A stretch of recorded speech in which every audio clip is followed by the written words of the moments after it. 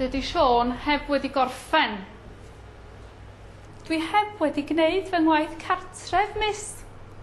Mae'r clwb heb di agor eto. Dydy o ddim yn iawn dweud heb a wedi gyda'i gilydd. Reit, mae'r brawddegau yna I gyd yn anghywir. A dwi am geisio esbonio pam. Mae'r gair heb yn pwysleisio yn negyddol.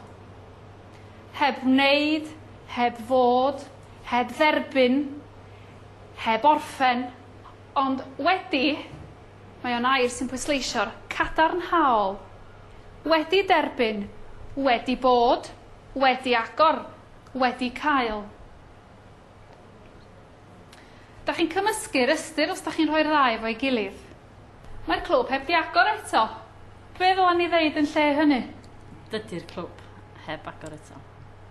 Iawn, dyna un ymgais.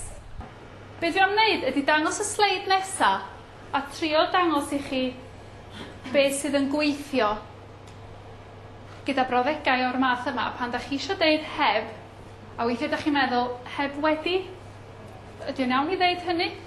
Wel nac di wrth gwrs, dwi newydd esbonio, chewch chi ddim deud heb a wedi gyda'i gilydd. Mae Dafydd heb ffonio ei deulu. Brawddeg gywir. Neu, da chi'n gallu deud, nid yw Dafydd wedi ffonio ei deulu. Neu, da chi'n gallu deud, dydy Dafydd ddim wedi ffonio ei deulu.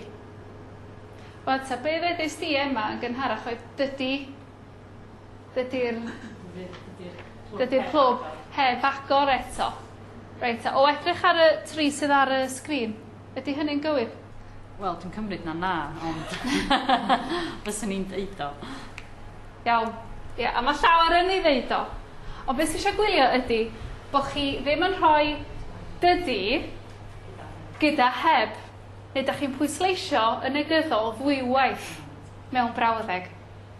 Iawn, felly mae a heb, mae hynny'n iawn. Nid yw wedi, mae hynny'n iawn. A dydy a ddim, mae hynny'n iawn.